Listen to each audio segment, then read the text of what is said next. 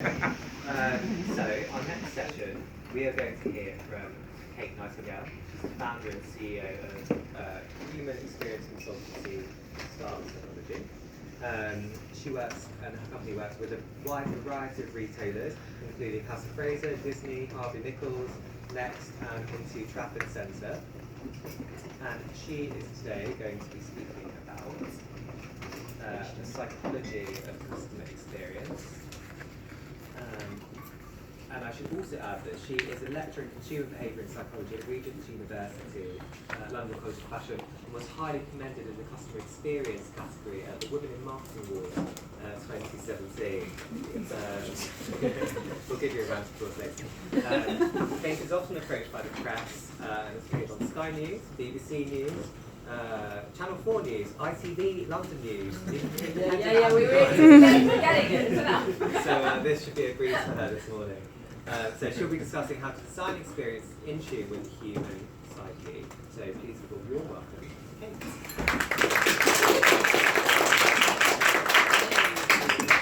Now I did get a little bit self-conscious about it, but I'll still do a little bit of a very short intro. So consumer and fashion psychologist, by the way. Yes, specifically human experience consultancy, not a customer experience consultancy. Yes, we do work with retail and hospitality businesses, but also loads of agencies, architects, designers, strategists, researchers, and so on and so on. Just basically sharing our knowledge of how this works and how to actually apply it to better the experience. We work on a lot of different things across the channels, across various aspects that you would drop into customer experience, as well as across the sizes of the business. So for example, Snack Shack, Dowsing & Reynolds and Flexology are quite small businesses. Snack Shack and Flexology are new startups, founders. Snack Shack is in furniture, currently online, but will be shortly going into physical space as well.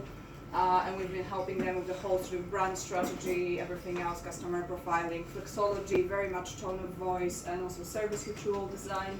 Dowsing & Reynolds, homeware retailer, purely online, now opening their first store in Leeds, which I helped them co-design, and still helping, because the founders are freaking out. So it's really cool. But equally, we've been working for the last year with a global jewelry brand with their new store concept. So really vast, really varied. Yes, I lecture at 3 different universities, and yes, I speak a lot. Enough about me. It's just kind of to give you a little bit of an idea that I sort of know what I'm talking about and I've been doing it for 10 years, okay? Okay, so now customer experience. Everyone talks about it, everyone uses their words. But one thing that I always notice is that when I actually look at loads of research about customer experience from scientists, but also from the industry, what happens is that when you actually ask customers, when you actually sort of get to understand how their brain sort of responds to what you put in front of them, the customer experience is not really what you create. It's really purely people's reactions, whether those are emotions, whether they are their behaviors, their thoughts, their relationship that they create with you. It's a whole weird matrix of reactions that they're going to have to what you put in front of them. What you seemingly only create is a matrix of stimuli that then influence their behavior, their decisions, their thoughts, their relationships with you. So basically, if you forget anything else that I said, please remember that customer experience purely belongs to a customer, because it happens in here and in here. It doesn't happen on your shop floor, it doesn't happen on your website. You only put designs in front of them, ideas, thoughts, words, but it's their reactions that create the experience. And that's a fundamental shift in an attitude that we have to think about. Now, but if we're really kind of going to simplify those reactions, right, that we want to create, this is what happens. You put something in front of them, their senses pick it up, yeah? Then they kind of feel something. That feeling of something makes them to either approach or avoid you, basically. Yeah? I'm going to run away because it's not very nice, and I'm going to get annoyed, or so lovely, this is really cool. Yeah? And then they kind of going to do something like press the button, or walk into a store, or talk to a customer assistant, or actually buy a product, right? those are the objectives that you are worried about. Yeah? Those are the objectives that you are trying to evoke in your customers. How they feel, what they think about you, and what is it they actually do. Yeah? Those are the sort of 3 key fundamental things that you're worrying about. But no one is kind of really thinking about what happens before. And what happens before is like within a second about. So customer won't be able to tell you. So all the surveys and all the other stuff, it gives you some insight, but they don't know what happens in a fraction of a second and why they turn right as opposed to left. Because we designed it that way with lighting, with music, with, colors, with everything else, right? We made you do it because we reversed engineer that process to put just the right stuff in front of you so you do precisely or almost precisely. We can't fully, to full certainty predict people's behaviors or design them, but we can to a certain extent by simply knowing what we need to put in front of them, because we know how those senses are going to perceive that, what emotions or other affective states they're going to have, how they're going to then react to it, and what actions they're going to take. Yeah? So that's kind of basically what I do every single day. Now, why am I saying within a second? Because that bit, that subconsciously, that 11 million bits, that's within a second. And please note, it's processed. So someone already perceived it, they understood what that thing that they just perceived means, they processed that against everything else that they've learned in their life, then they made their decision, and then they've already taken an action before they even realize they've done it. Yeah? That's basically what happens. That's why it's really difficult sometimes for us to we get mind boggled. Why the customers did that? Because we don't understand how that works. So basically in my job, almost majority of what I do is thinking about what that does and influencing what it's going to do actually and how it's going to then influence the consciousness. Yeah? So consciously, yes, you might have those bigger decisions where you do pros and cons and other things like that, but they are still heavily influenced by those. According to some scientists' calculations, 95% of our decisions are entirely subconscious. We have no clue that we're making them. And we make around 20 to 30,000 of them a day. Yeah. So if we're about to use only that, yeah, first of all, we would get killed by tigers ages ago, yeah, so we wouldn't be here at all. But even now, if you're going to choose between 2 bottles of shampoo and you use only that, it will take you at least 3 weeks, if not more. And I mean 2 bottles of shampoo, yeah, with clear information on them, yeah, not 50 bottles of shampoo that don't have any single information on them or very little, yeah? Okay, so, but how do we get that 11 million bits? We only get that really through the senses, right? So by the way, human beings have about 33 senses, not 5, and scientists are keep discovering new ones. I've popped the 6th one over here because it's easier, but usually when we work with clients on their multi-sensory brand expressions, we think about 8, 9, depending on the brand, and depending what they want to sort of achieve. And please don't think that you can't do multi-sensory online. You can, and we'll learn a little bit about it today. So just very briefly, first we're going to look at a number of things in physical section, and then some of the things that you can also do online. Now please remember that what we are looking at today is not really something that you can consciously think about. Those are those things that in a fraction of a second, they're going to influence how people are behaving, what they're thinking, what they're feeling, and therefore they're going to then influence their decisions at the end of the day, right? And their relationship with you. So those are the things that you often don't think about, but those tiny little differences that can make huge effect, yeah?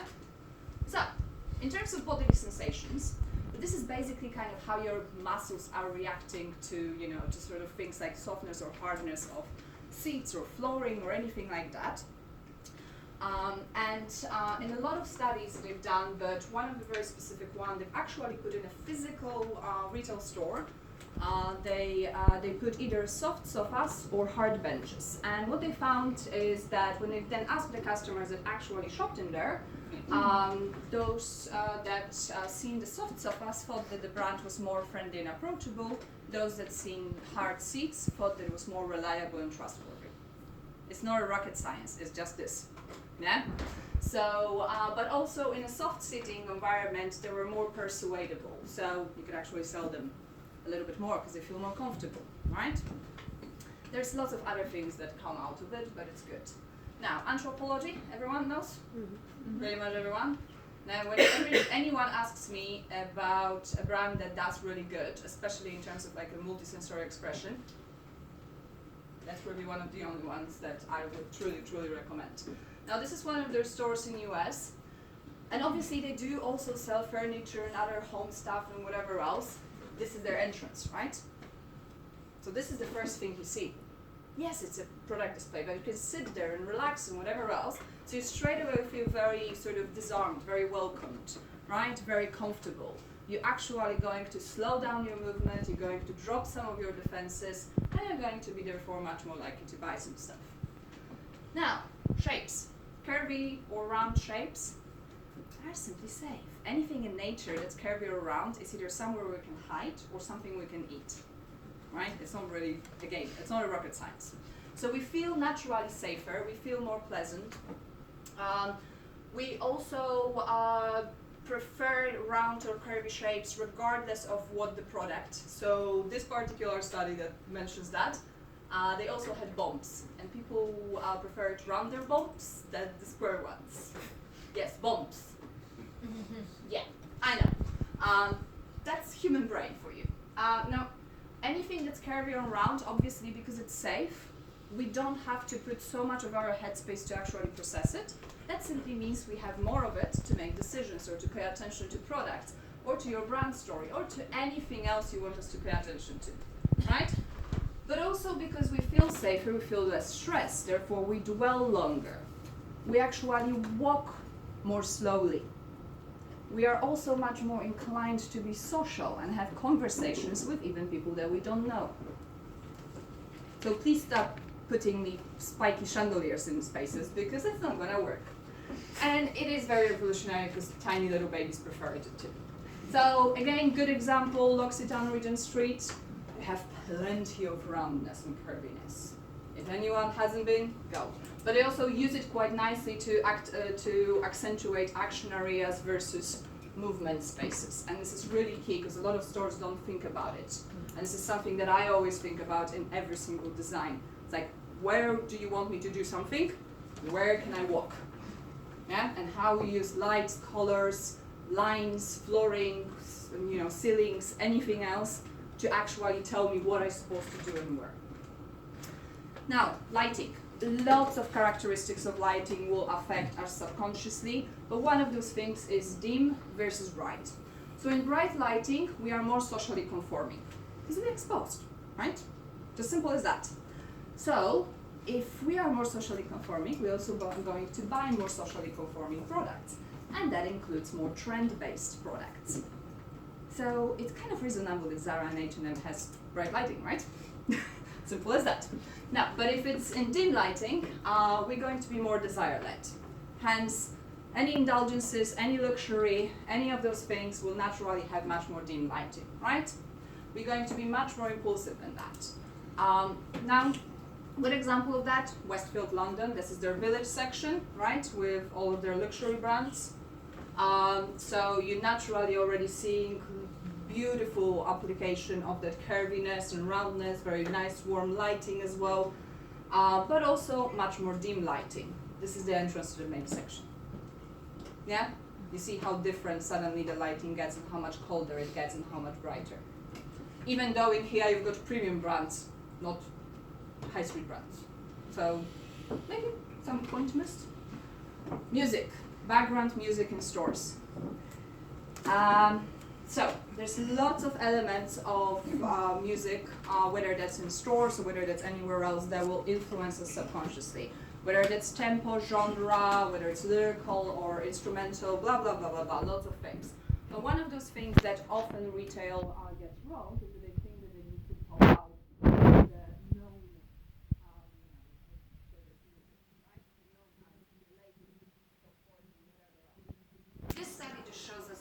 actually opposite. Yes, obviously it's one of those studies, but it is kind of, I've seen quite a lot of that happening in, in stores and how differently customers behave when you actually put a much more unfamiliar music.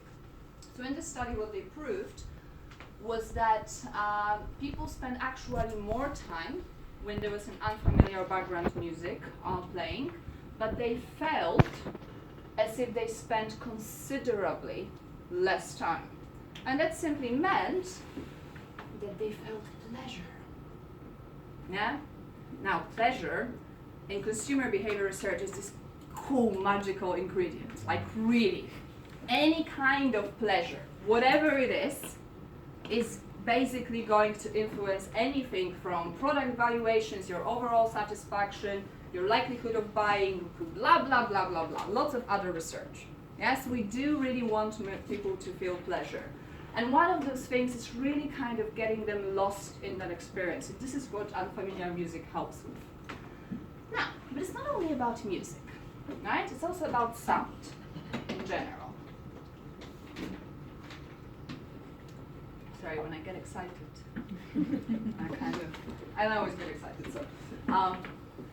It's also about sound. Both sounds that we like and prefer, like such as natural sounds, but also sounds that you already have in your stores, around your stores, that are negative and you need to counteract. The amount of times I've seen mistakes in terms of counteracting, how loud people are speaking, any kind of air conditioning, traffic sounds from outside, and so on, it really drops down in terms of an experience.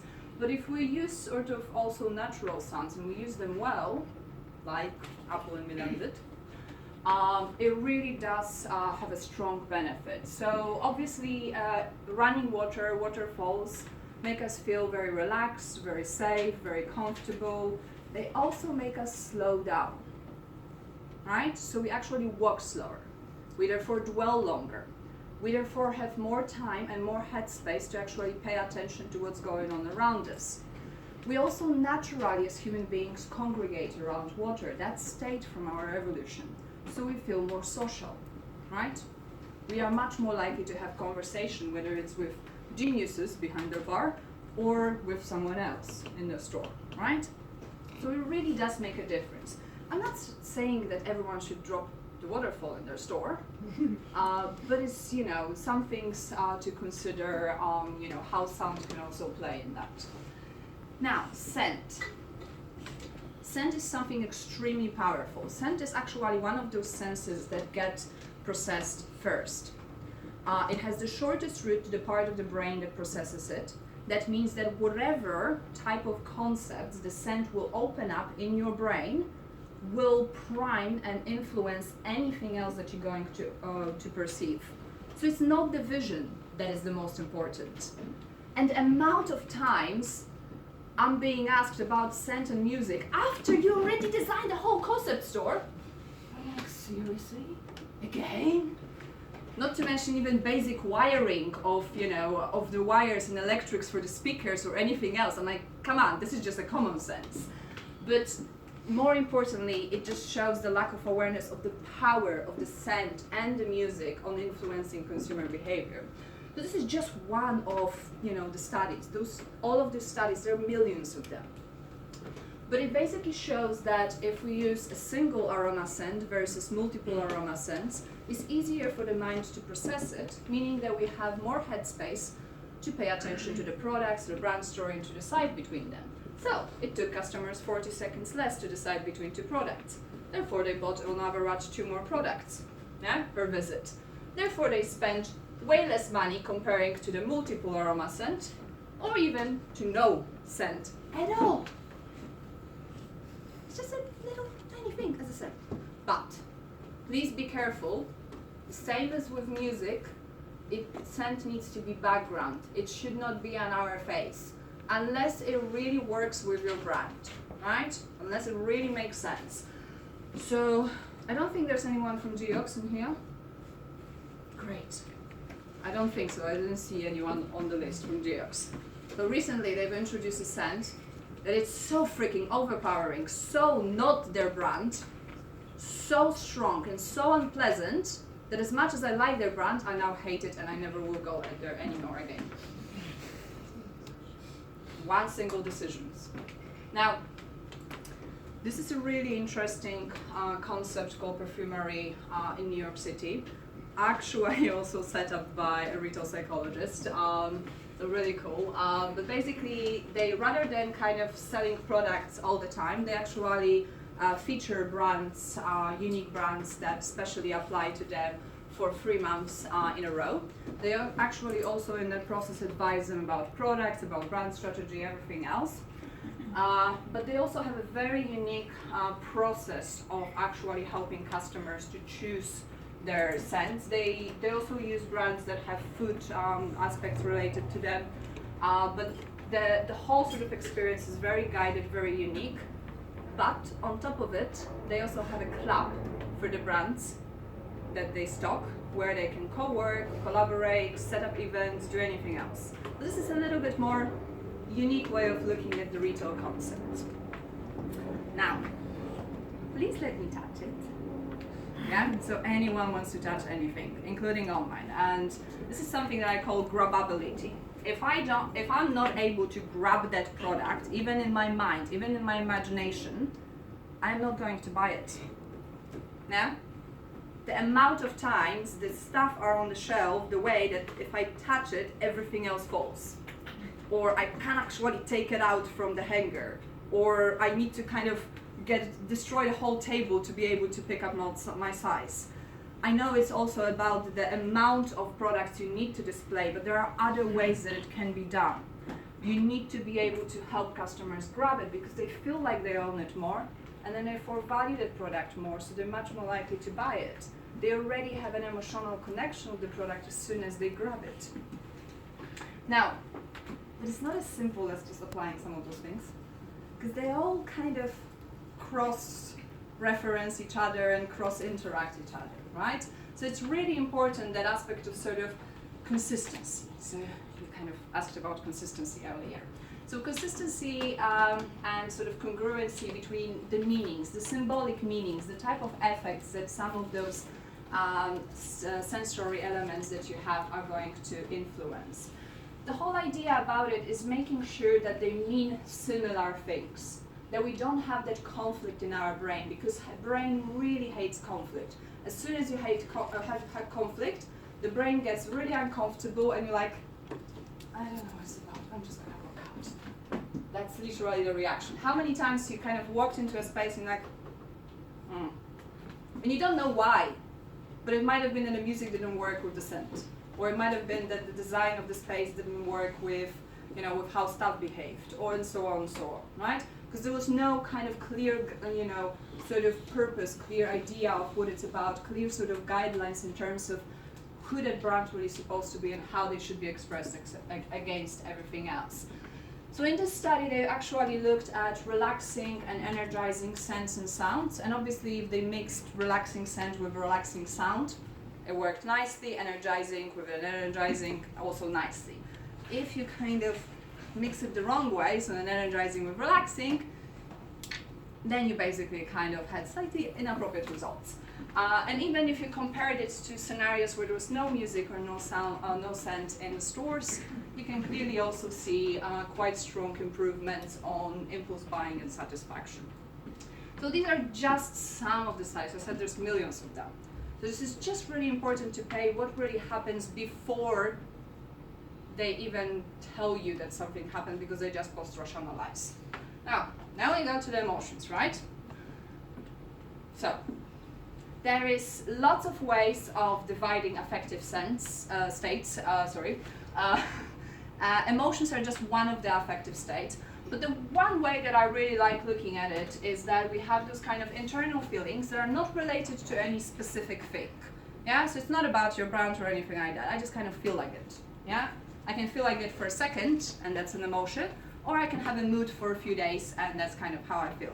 They are not necessarily caused by anything specific. I just kind of feel like it, right? But then the ones that you worry more about are the evaluative ones. So how do I feel about you, about your brand, about your product, about anything else, right? about your service, and so on, so on, so on. Now, there's also another challenging one. It's an internal evaluative version where I feel in some way about myself, yeah? So if you get that to customers, and if you associate that with your brand, then it's really powerful thing. Now, there's lots of different ways in which evoking certain emotions are going to influence consumer behavior, but these are just some of the most simplest things. So obviously, if we feel, for example, positive emotions, we're going to pay attention only to those things that make us feel even more positive, or that we associate with that specific emotion, like happiness or joy or excitement or inspiration or anything like that. So let's say product features that we're going to pay attention to if we feel inspired are going to be those things that inspire us more, right? So we're going to, let's say, pay more attention to social impact as opposed to the quality of the fabric, yeah? That makes sense. Now, obviously we're going to value products higher if we have positive, if we're experiencing positive emotions, and it's your job to also evoke them. If we experience intense emotions, things are more memorable, and it doesn't matter whether it's positive or negative, yeah? So, but also please remember that we have a tendency to pay attention to negative pieces of information and things in a ratio of 5:1. Yeah, so that's why we have more negative reviews everywhere online, and they're much more likely to leave a review when we have a negative experience. Now, but more importantly, if you do have a positive emotion of some kind, you are much more likely to reciprocate by buying, and you are also much more likely to create a strong association in your mind between that emotion and the brand. So when you want to experience that emotion again, you're going to be much more likely to come back to the brand again. So that's why you need to sort of really kind of ask yourself, how do I want customers and employees to feel about lots of different things around your brand, but also about themselves, yeah? Because this is really the most powerful one. If they're going to, every single time they interact with your brand, feel inspired, or feel excited, or feel more confident, or feel more happy about their body, or whatever it is, every single time they need that boost, they're going to come back to you and buy. Every single time their friend has the same issue, they're going to tell them, and so on and so on. This is the most powerful way of making them feel. It's cute, right? It just makes you smile. Now, this is Loaf, the sofa company, it's their store in Shoreditch. So they, about a year or so ago, they put this gorgeous huge teddy bear. So it's around my height when it's sitting down. Yes. And you can hug it, like underneath this picture it says, "Give us a hug." Yeah? Now, you straight away have this influx of a lot of different emotions, right? Now, some of the most important ones are, for example, that it's approachable and it's friendly and it's quite cute and it's inviting, but it's also safe, right? Teddy bears are to make us feel safe. We always use them as kids to make us feel safe. Now, if we're thinking about high-risk purchase like a sofa, you're spending a lot of money, you're not actually sure how it's going to look like, and if you are going to like it, and if your friends and family are going to like it, and you have to wait 6 to 8 weeks for it, except when you're buying it from my client Snack Shack, that you get it in a box in a couple of days. So this is another story, and you can assemble it yourself in 3 minutes. That's a little bit of, upsell, but really cool concept. So you kind of really need that safety, that comfort instantly, right? So you kind of also drop your defenses when you feel, when you see that teddy bear, right? So you're much more open to actually explore that. Again, I'm not saying you're supposed to put a teddy bear in your stores, because that's not going to work for everyone, but it's just one way of increasing sales by making people feel comfortable. Now, I don't have a lot of time, but I'm going to rush through some of the elements of online aspect. Now, please remember everything else that I said about the physical, because it's the same principles that work, literally exactly the same principles. We just need a little bit more imagination. Yeah? So, now, this is an extremely simplified look at what are the kind of steps that a customer really internally, inside of them, takes when they are searching for a product. Very simplified way. So, we first need to kind of attract them in some way. They need to connect in some way to us, right? It needs to kind of grab their attention, and they need to feel like there's a certain attraction. Imagine it's like, it's like meeting a potential partner or a new friend, in a bar, right? You kind of, to be able to even make your move and say hello, you need some level of attraction, right? It's exactly the same principle, yeah? I need to be attracted in some way or another to even bother to visit your website, yeah? Or to visit, or to even go farther than your homepage. Now, once I kind of start looking at some products and everything like that, I really need to understand my subjective meaning.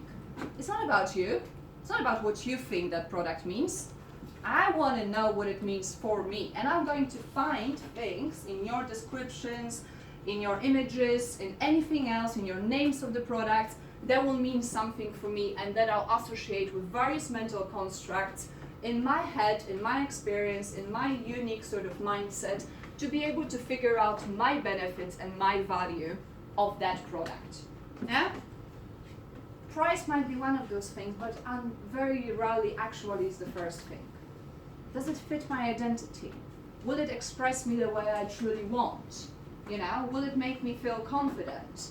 Will it help me to win that new project or get that, new job that I want? Will it make my son or my daughter, feel that I'm, the most beautiful mommy at the school gates? And so on and so on. Those are the benefits. Those are the values that a customer is looking for. Now, once they kind of get some of it, you already sort of passed the mark. But now you need to emotionally and also viscerally engage them with the product. They need to be able to mentally manipulate that product in their head. This is the grabability moment. I need to be able to sort of, in my head, play with that product. If I'm not able to, because the picture is done in a way that I can't physically see how it feels like, how it moves and whatever else, then I'm not interested. Yeah? Now, that's when I start, if you pass this, that's when I start imagining. Yeah? So what other meaning does it have? What situation is it going to fit in? How is it going to enhance or allow me to express that identity, right? Can I wear it over here and there, and can I combine it with that product and use something else over here, and what my friends are going to think, and so on and so on. And that's only when you decide to buy it. So very quickly. Now, to be able to connect, you're going to use a lot of stuff. But a very simple thing, it's like touch versus mouse devices. So, if we have touch devices, so obviously we're shopping more and more on mobile, we get more engaged and we have a higher purchase intention. But we're also more hedonic.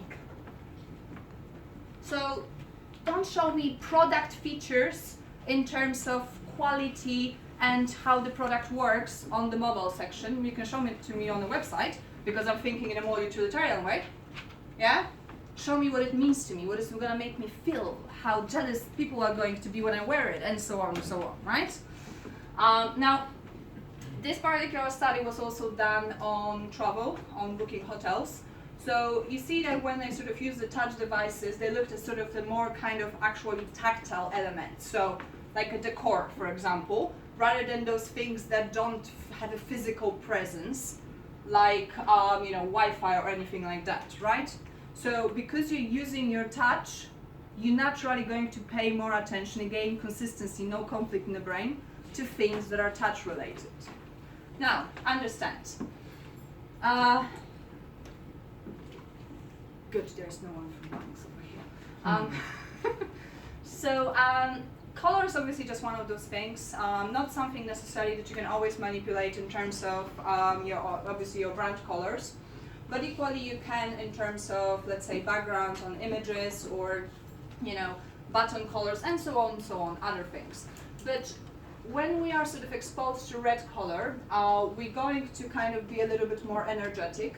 We're also going to pay more attention to details, and we're going to kind of be a little bit more conscious in our thinking, yeah?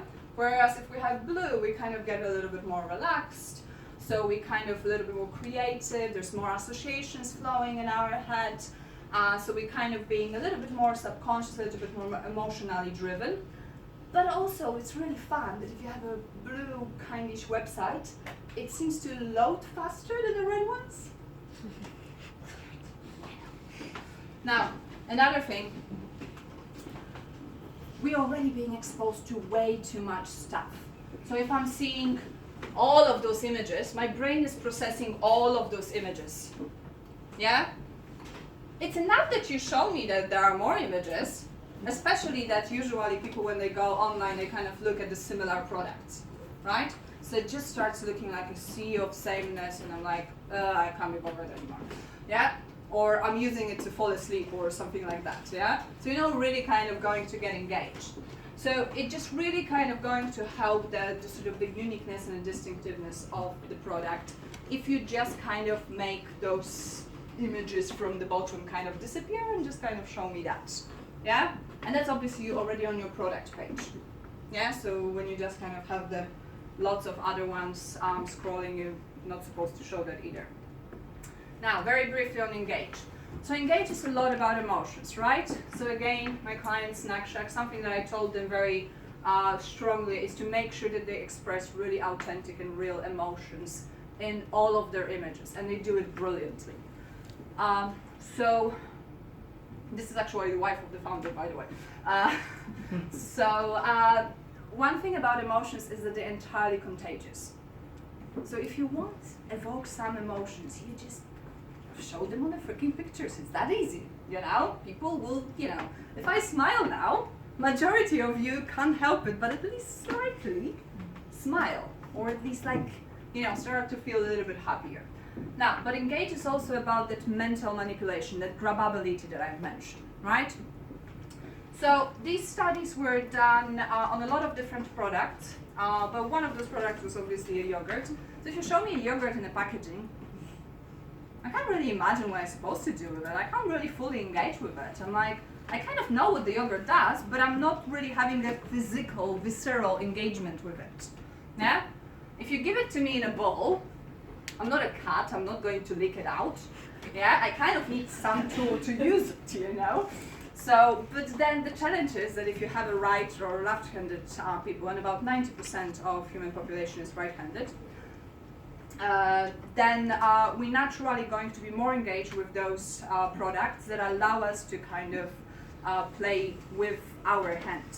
And that also is the same thing for physical. If you're going to put it back like that for me in a store, I'm not going to engage because I can't grab it. If you're going to just angle it slightly to my right hand side, I feel like I can grab it. It's like it's asking me to grab it. Yeah, same things for other sort of online imagery that allows me to do that. Now, imagine. Nice, right? Now, so this is one of those studies that actually showed that when we imagine how something smells, tastes, sounds, feels to the touch, the parts of the brain that are responsible for processing all of those sensory pieces of information are getting activated to almost exactly the same intensity as if we actually experience it. So you know when you're having those really vivid dreams and they feel so real? Yeah? Happens sometimes? Mm-hmm. Yeah? It's precisely that. Our brain is really amazing in terms of imagining, but you need to activate it for us. I need to have all of those kind of emotive and sensory words and, you know, and symbols and images that are allowing me to connect various concepts in terms of the meaning to your product. Don't show it to me just on a white background. Show it to me on a background that tells me what you want me to associate with it. What meaning do you want me to have? What situations can I buy it, use it in? How should I feel when I actually do it? Obviously, that's not going to work for every single product because it's still very costly to do that, but soon it's not going to be. So just kind of really allowing a little bit more of that imagination. So this is just one of those studies that basically showed that if they asked people to imagine how a cookie on the picture that they were rating is going to smell, then they ate more of that cookie once they finally got it than people that just got the picture. Yeah? Same things, very similar other studies. If they showed an advert of a hand cream that just had words, that had picture and words, a little bit better. But then had picture and words and the smell of the hand cream on a, on a piece of paper. Just imagine the smell of the hand cream because of the description. Straight away boosted the sales and the memory by about twice as long. Yeah, so they were able to recall the brand for twice times later, whatever, than than the people that kind of just got the words and image. Now, but last but not least, something called flow. So the idea of flow is not really new. It's something that a psychologist that I can never name his name, something like that, created a while back. But it's basically that feeling that you are truly lost in a moment. The time doesn't matter, your hunger doesn't matter, your other physiological needs don't matter. You are just so immersed, you're so enjoying yourself and you're so concentrated that you just kind of, nothing else is going to top that. Yeah? It's that moment. Obviously we get more and more of those when we sort of explore nature, for example, when we're hiking. It's much easier for us because nature is designed according to that. Yeah? And we're not taking a lot of those principles to drop into whether that's online or physical. But if we do, and if we can really enhance some of that enjoyment and concentration for the brand, for the online experience, those are just some of those effects that studies have found that can be truly improved. And obviously, yes, we think about price less. Yes, we have more fun because that's part of flow, right? Yes, we have more satisfaction. Yes, we're going to, to speak better about your brand to our friends and family. Yes, we're much more likely to, to buy your products. But we're also going to, come back to your website more and more. We're going to actually visit more sites on your website, right? And we're going to be much more impulsive because we truly kind of feel immersed in that moment, yeah? And it doesn't matter whether it's 2 minutes or 5 minutes, but it might feel like 3 hours. Yeah, it's that idea when you're having fun, the time flies. It's that kind of feel. And there's obviously lots of things that can be done to, to improve both enjoyment and concentration. But some of those things are elements that I mentioned earlier, and there's more and more. So thank you very much. I'm being chased by time. I don't know if there's any time for questions or not. Unfortunately, but No. Kate will be around. Thank you very much.